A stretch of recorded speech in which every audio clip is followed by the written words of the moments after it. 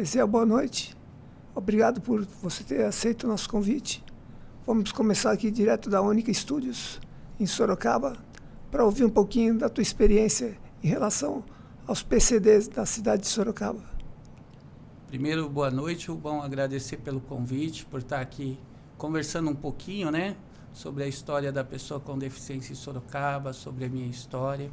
E o que eu faço hoje? Sou funcionário público já há 14 anos. Atualmente eu estou na Coordenadoria de Atenção à Pessoa com Deficiência. Essa coordenadoria ela tem a função de articular políticas públicas que chegam para o Conselho da Pessoa com Deficiência e levar isso para a Secretaria de Cidadania, ou seja, a minha coordenadoria está sobre o guarda-chuva da Secretaria de Cidadania, e nós articulamos com o prefeito para fazer com que essa necessidade que é apresentada pela sociedade civil, primeiro para o Conselho da Pessoa com Deficiência, se torne uma realidade, se torne uma política pública. Então, hoje essa é a minha função dentro da Coordenadoria de Atenção à Pessoa com Deficiência. Gesiel, me parece que Sorocaba é um município que está bastante preparado para crescer em relação à estrutura dos PCDs. É verdade, Rubens. Se a gente considerar, né, a maioria dos municípios do estado de São Paulo ou até mesmo do Brasil, nós estamos bastante à frente no que diz direito, os direitos da pessoa com deficiência. Então, nós temos um transporte hoje que atende as pessoas com deficiência no município. Nós temos uma coordenadoria e um conselho atuante, articulando política pública. Hoje a gente tem a CIL, que é a Central de Libras, que fica lá junto comigo, é um serviço público que vai até onde o surdo está, esse surdo que precisa, de repente, de uma entrevista de emprego, essa pessoa que precisa ir até um médico, estudar. Então, a Central de Libras vai até essa pessoa, faz a articulação, a interpretação, mesmo que o lugar que ela se dirija não tenha um intérprete. É um dos trabalhos que a gente vem desenvolvendo lá desde 2017.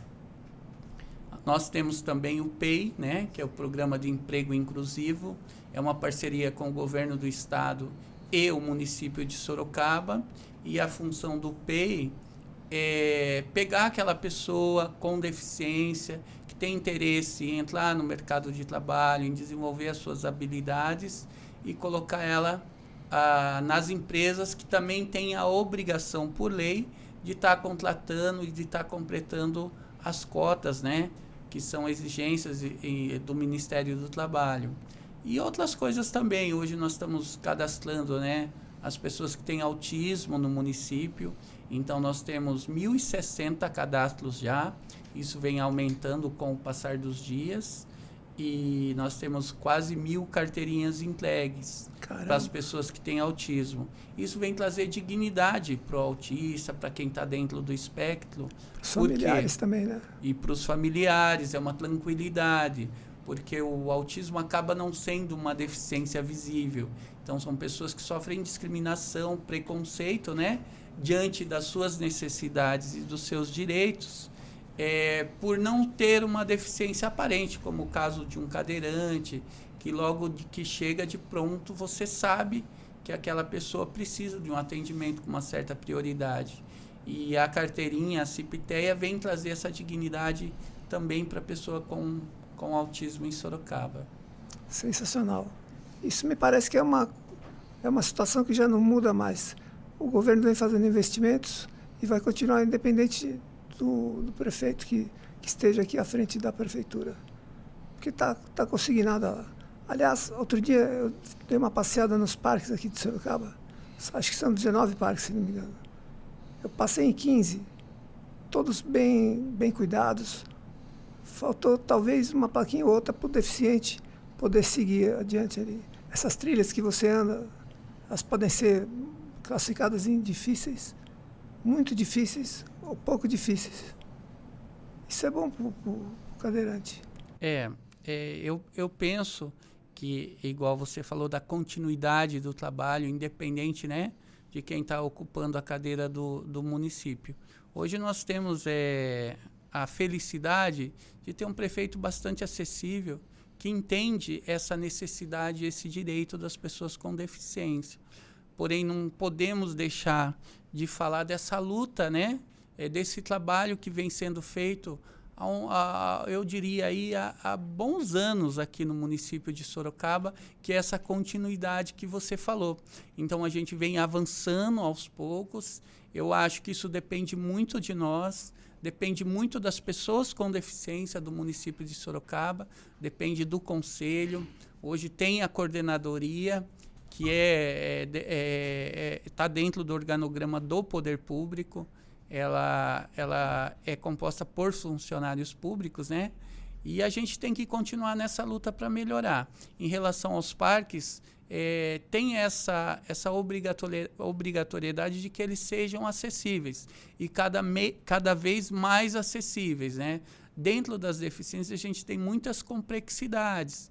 Então, mesmo dentro das deficiências físicas, tem aquele deficiente que utiliza a cadeira manual, tem o outro que utiliza a cadeira elétrica, tem o que deambula, tem o que anda com muleta. Então, temos muitas diversidades. E aí, quando a gente fala de inclusão, é tentar trazer para dentro do município e dos vários serviços que é oferecido pelo poder público, essa inclusão de fato, onde todos possam ser inseridos, né?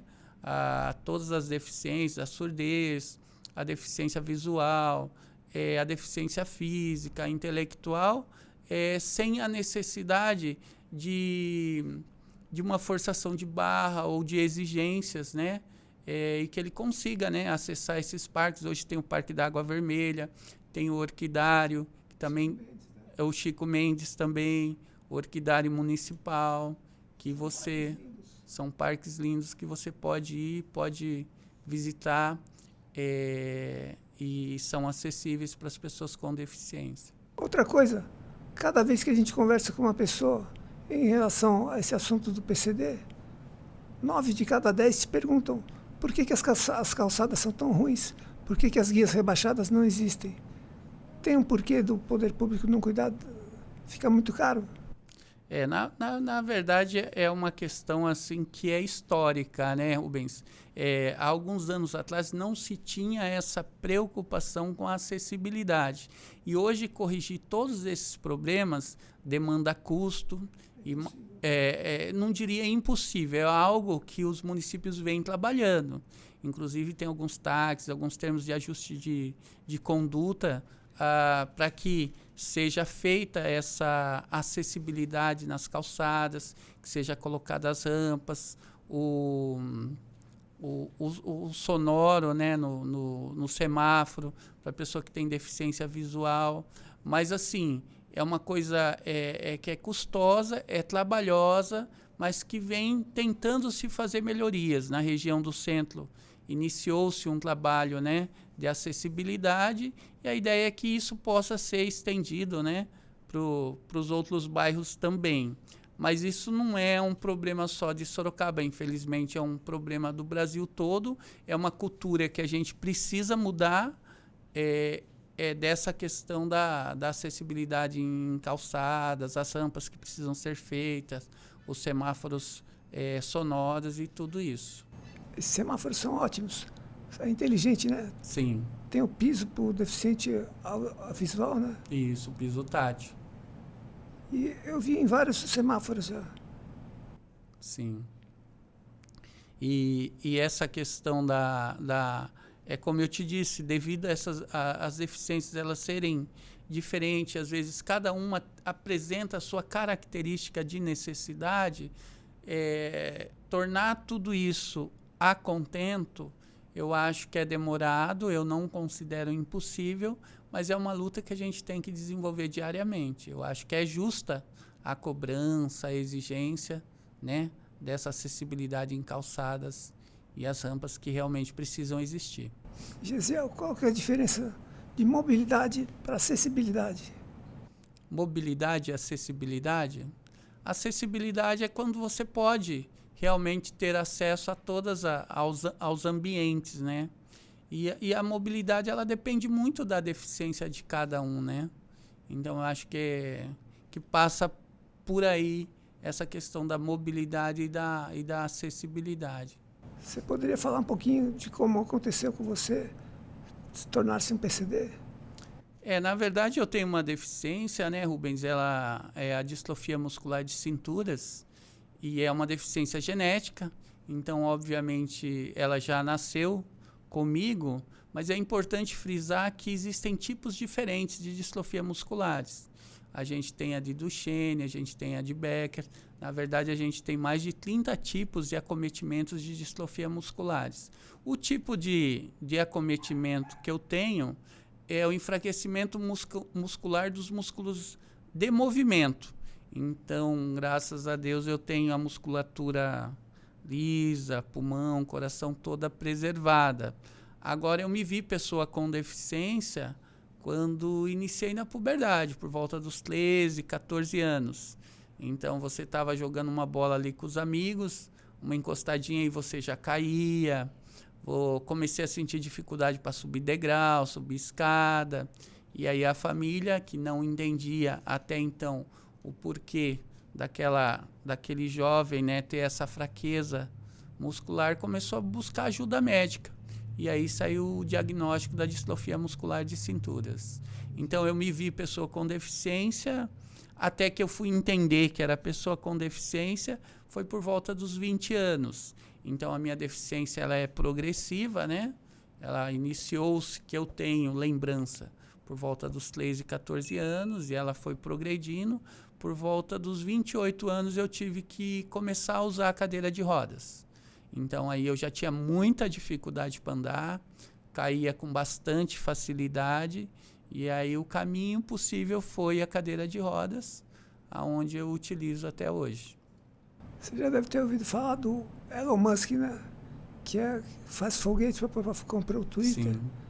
Hoje eu vi uma reportagem que ele desenvolveu um chip para pôr na cabeça das pessoas. Você ouviu falar disso? Não É um microchip pequenininho que ele instala na sua cabeça sei. e acaba mandando impulsos elétricos para corrigir a patologia que a pessoa tenha. Achei fantástico isso. Isso foi muito bom. É legal que realmente ele vem investindo bastante aí na questão dos veículos, né? Veículos elétricos e isso. mandando o pessoal para o espaço.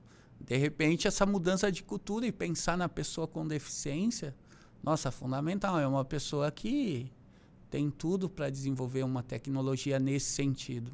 E no caso da distrofia muscular, penso eu, e até de algumas outras deficiências, mas aí é achismo, eu não fiz pesquisa a respeito, mas talvez não fosse tão difícil corrigir. Talvez não seja interessante para os laboratórios ou pesquisar a fundo algo que venha a diminuir a receita deles. Né? A resolver essa situação, né? Quem sabe o Elon Musk nos ajude nisso. É uma esperança. Agora, você estava falando para mim que você é professor de história. Eu sou professor de história. E não tem vontade de voltar a lecionar? Na verdade, funcionou assim. Logo que eu entrei na prefeitura enquanto funcionário público, eu optei por fazer a gestão pública, porque é algo que está dentro, né, do funcionalismo, para que a gente possa entender as regras e tudo isso. E a história é uma coisa que eu tinha, né, em mim, que eu queria fazer, e eu pude fazer um pouquinho mais tarde. Então aí eu fiz a licenciatura em História, depois eu fiz a minha pós-graduação em Ensino de História, fiz estágio, dei algumas aulas, mas hoje, pela questão da minha deficiência e pelo trabalho que eu já desenvolvo, acabou sendo mais vantajoso continuar onde eu estou. Mas a licenciatura é um sonho, né? É um sonho poder mudar a vida das pessoas, poder dar uma formação digna, num país que tem tanto problema nesse sentido. Então, eu fiz mais por gosto, né? A licenciatura em História, e por essa coisinha, esse bichinho que fica beliscando assim, mandando ir para a sala de aula. Mas hoje não estou dando aula. E fazer uma pós-graduação está longe dos seus planos? Eu fiz a pós em Ensino de História. Fiz a pós-graduação. Que, na verdade, a pós em Ensino de História, ela te dá a possibilidade de atuar dentro da sala de aula, voltado mais para o ensino mesmo, né? Entendi. Então, você ganha uma formação melhor nisso. Você é de Sorocaba?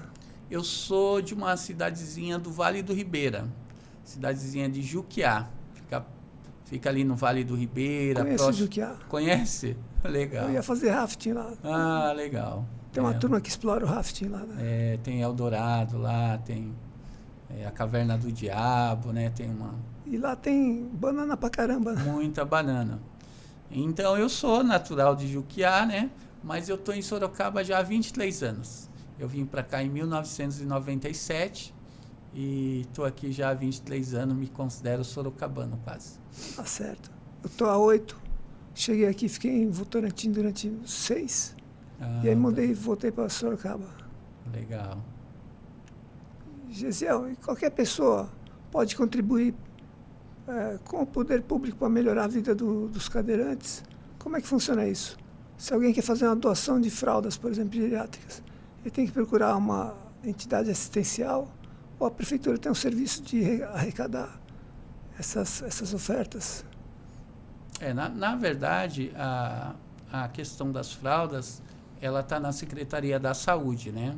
Então, a Secretaria compra e entrega as fraldas para as pessoas que se cadastram e que têm essa necessidade. Eu creio que pode sim ser feita uma doação, principalmente na Secretaria de Cidadania, que é uma secretaria mais voltada para o social, né? Agora, na questão das pessoas com deficiência, sempre você pode ajudar mais procurando o conselho da pessoa com deficiência. Hoje o conselho se reúne lá na Vila Gabriel, né? Na rua João Gabriel Mendes, número 351, que é o local que eu fico, onde fica a minha coordenadoria. E o conselho ele tem reuniões ordinárias, mensais, e tem as reuniões extraordinárias também. De repente, essa entrada, para entender o que está se falando em termos de necessidade, né? Para a pessoa com deficiência, seja ela cadeirante ou não, o caminho mais correto para ter uma assertividade é o conselho da pessoa com deficiência e a coordenadoria. Sensacional. Quando eu digo que essa gestão está fazendo milagres, isso tudo dependeria de uma verba, né? Mas não deve ser fácil conseguir verba para conquistar os desejos de fazer um PCD, ter um mundo melhor, né? Na verdade, tem um custo, né? Mas se esse projeto ele for bem trabalhado e você ter números para apresentar, eu acho que a gente pode buscar melhorias nesse sentido. Por exemplo, hoje Sorocaba carece muito de um centro especializado de reabilitação. É uma coisa que a gente vem cobrando e já tem processo em andamento. Obviamente, demanda recurso público, mas a reabilitação da pessoa com deficiência ela é fundamental. Hoje nós temos a Rede Luci Montoro, que é do Estado, mas a Rede Luci Montoro, ela trabalha com aquela pessoa que sofreu um acidente. Então, de repente, sofreu um acidente de moto, de carro, passa pela reabilitação do Luci Montoro. Mas uma deficiência igual a minha, a gente não teria como passar pela Rede Luci Montoro, né? Eles não pegam esses casos assim. Então, a gente carece, sim, de um centro de reabilitação, em fisioterapia. Eu penso muito também na questão de um centro-dia. O que é um centro-dia voltado para as pessoas com deficiência? Seria um local onde aquelas pessoas que estão dentro das suas residências, que às vezes estão só ali com a televisão o dia todo, um familiar cuidando, elas poderiam ir, esse familiar poderia deixar essa pessoa nesse local, com todo o apoio, né, de assistente social, de fisioterapeuta, alimentação, essa pessoa passaria o dia lá desenvolvendo algumas habilidades e depois o familiar buscaria ela por volta das 17 horas no término do dia. Então você tirava essa pessoa de dentro da sua casa, levava ela para praticar de repente um esporte, algum curso e isso seria fundamental. Então, são questões que a gente vem trabalhando, que a gente vem amadurecendo e vem com a intenção de estabelecer no município, né? Eu acho importante porque no esporte eu não vi mais os grupos se juntando para jogar basquete. Não tem uma coordenação desse tipo de atividade esportiva, né? Precisa... Ou até cultural. Precisa dialogar com a Secretaria de Esportes, né? E você tem que ter essas equipes, essas pessoas que de repente queiram praticar o esporte, né? Mas é fundamental, com certeza. Se você parar para pensar, falar em calçada, falar em guia rebaixada, a gente teria que lidar com Secretaria do Planejamento, teria que lidar com Secretaria da Cultura, teria que lidar com Secretaria do Esporte. É muita gente para lidar, né? Tivesse um unificador, seria uma situação melhor. Hoje até, né, você tem a coordenadoria, que é um caminho. Agora, obviamente, você tem que articular com esses várias órgãos. secretarias, vários órgãos, né? E mostrar a sua necessidade, mostrar a importância disso, mostrar que muita coisa está prevista em lei, né? E aí a gente entra nessa seara das leis. Eu considero as leis voltadas para as pessoas com deficiência, por exemplo, a 13146 de 2015, que é considerado o Estatuto da Pessoa com Deficiência. É uma lei federal que acaba englobando todos esses direitos, né, que nós temos e que estavam espalhados, né, em várias portarias ou outras leis. Então, a 13146 é importante de se conhecer, é importante saber o que ela traz em relação à pessoa com deficiência. No município de Sorocaba, nós temos a Lei Municipal 11.417 de 2016, que foi uma luta do Conselho da Pessoa com Deficiência, da antiga coordenadora que me antecedeu, e hoje nós temos uma Lei Municipal de Acessibilidade que diz o que cada secretaria do organograma precisa fazer para a pessoa com deficiência. Então é importante conhecer essas leis, e lá diz o que a saúde precisa fazer, o que a Secretaria de Planejamento precisa fazer, o que a cidadania tem obrigação de fazer. 11.417 de 2016, Lei Municipal, e 13.146 de 2015, Lei Federal, Estatuto da Pessoa com Deficiência. Então hoje nós estamos assim bastante amparados, Rubens. Nós só precisamos agir de acordo com o que nós já temos e procurando melhorar. Eu acho que esse é o caminho. Incluir na educação social a questão dos PCDs, né? Que isso eu converso bastante tempo com meus amigos, e agora mais depois do meu acidente. A educação social tem que ser voltada para não ter, como é que fala? Para não ter discriminação da pessoa com deficiência motora, física, enfim.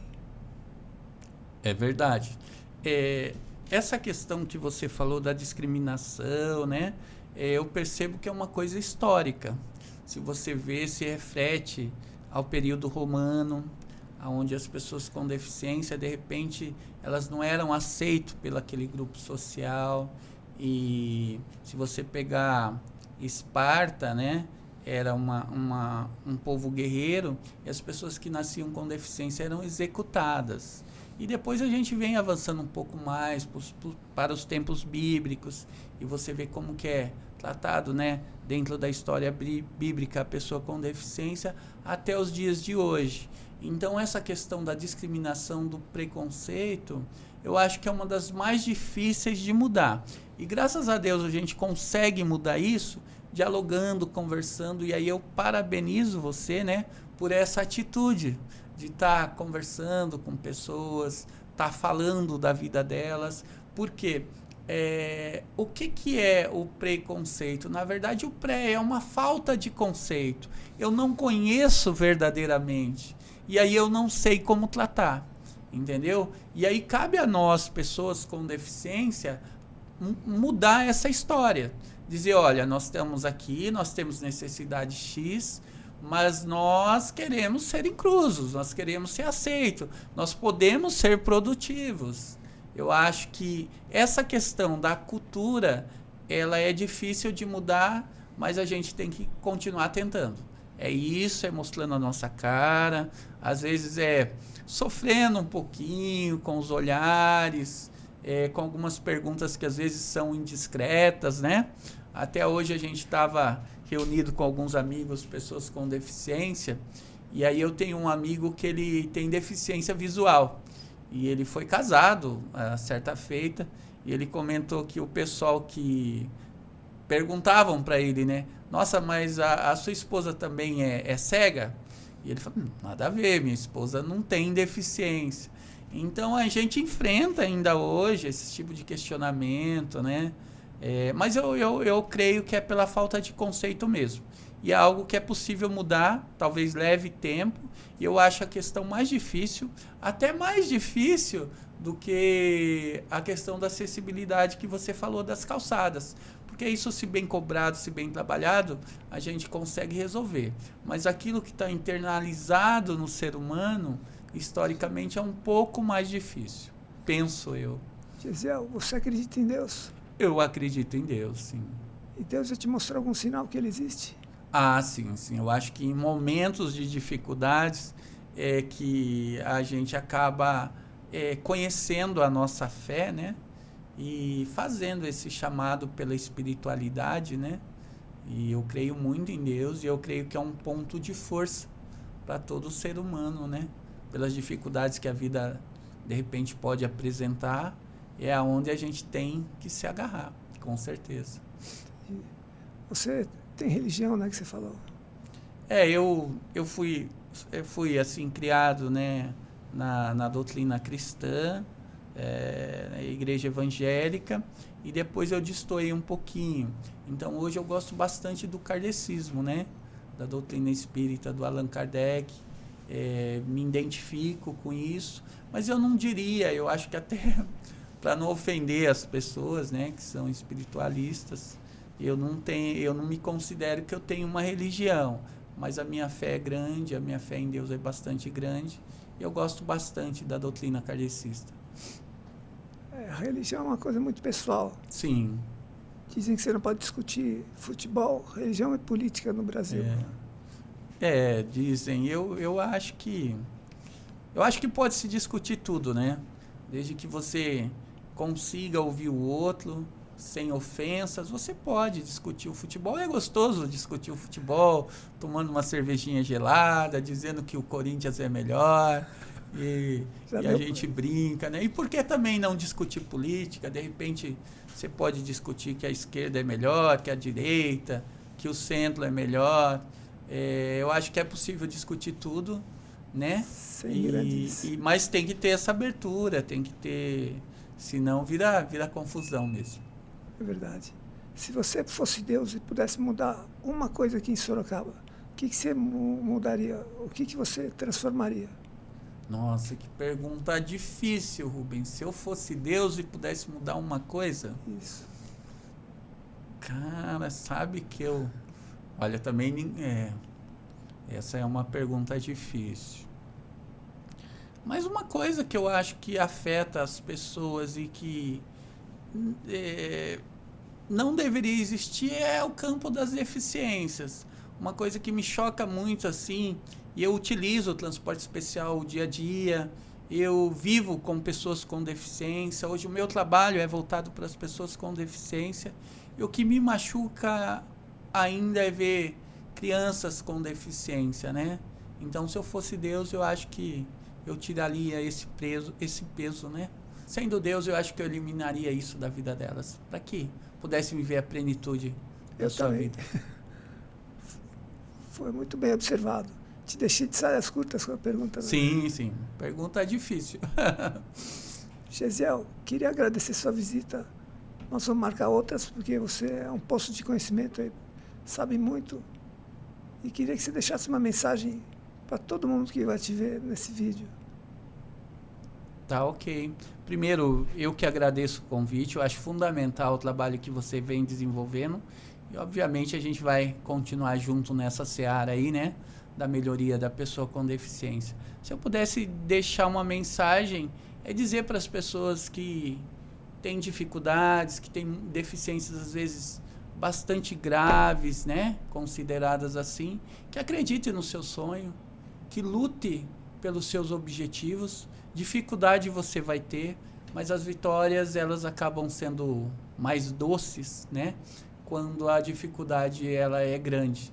Então acredite em si, acredite no seu potencial e não desista dos seus sonhos. Eu acho que é isso. Muito bem. Eu vou deixar então, Rubens, o meu e-mail lá da coordenadoria. Certo. O meu e-mail é o jeoliveira@sorocaba.sp.gov.br, para as pessoas que tenham dúvida ou que ficou alguma coisa, algum interesse que queiram estar questionando, pode estar mandando nesse e-mail. E lá nós temos o telefone também para atendimento da pessoa surda, que quer fazer uma entrevista de emprego, que quer ir no médico e precisa do intérprete de Libras. Então é o telefone 32 33 23 79. Nesse telefone pode estar ligando ou mandando no meu e-mail e a gente vai conversando com cada um. Tá ok? Estou contigo e não abro. Tá ok. Obrigado, Gisele. Obrigado a nós. Obrigado Abraço a todos. Aos estúdios da Única. Obrigado ao cameraman Juninho Bill.